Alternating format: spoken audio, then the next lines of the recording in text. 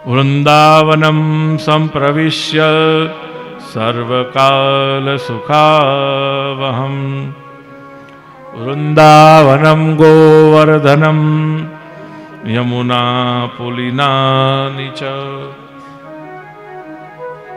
જ્યાં નિત્ય સુખ જ વહે છે, વસે છે, એનું નામ વૃંદાવન. ભગવાન પધાર્યા, સૌથી પહેલું પરાક્રમ કર્યું છે ભગવાને. સખાઓની સાથે નીકળ્યા છે.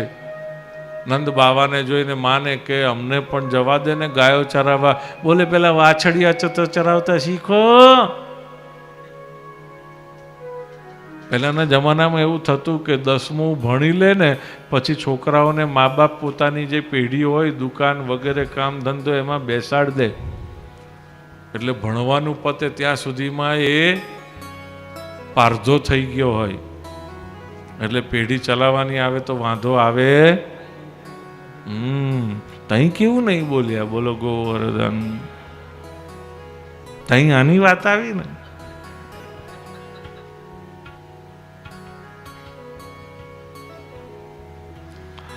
ભગવાને સૌથી પહેલો વત્સાસુરનો વધ કર્યો છે. વત્સ એટલે કે બાળક. એની અંદર આવતી આસુરી વૃત્તિ એટલે જૂઠું બોલવું, ચાપલુસી કરવી, છુપાઈ છુપાઈને ખાવું. ભગવાને આ આસુરી વૃત્તિનો નાશ કર્યો છે બધાની અંદરથી. વત્સાસુરને બાદ ભગવાને બકાસુરનો વધ કર્યો. બક એટલે કે બગલો. બક એટલે બગલો. ભગવાનને આગળ જાઓ તો જે છો એ બનીને જજો. કોણ કે છે? મહાપ્રભુજી. બોલો વલ્લભાધીશ કી. કાગડા હો તો કાગડા જેવા બનીને રહેજો, પણ કોયલ બનીને નહીં જતા. થવાય તો હંસલા થજો, ન થવાય તો કાગડા થજો, પણ બગલા થતા નહીં. મહાપ્રભુજી કહે છે. મહાપ્રભુજી આપણને બધાને સાવધ કરી દે છે. કંઈ ના થવાય. કારણ કે કાગડો છે ને જેવો હોય ને એવો દેખાયા વગર રહે નહીં. બગલો છે ને જે ન હોય ને એ બનીને ફરે. એટલે કોઈ લોકોને એમ જ લાગે કે હો આના જેવો તો સીધો સાદો કોઈ જ નથી, દયાળુ. ભગવાન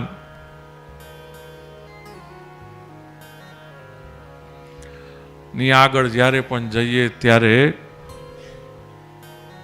જે હોઈએ તે બનીને જવું. Just B what you are.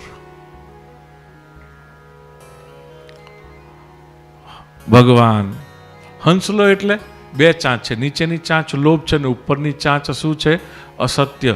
પોતાના લોભને જે અસત્યથી ઢાંકે છે એનું નામ બકાસુર.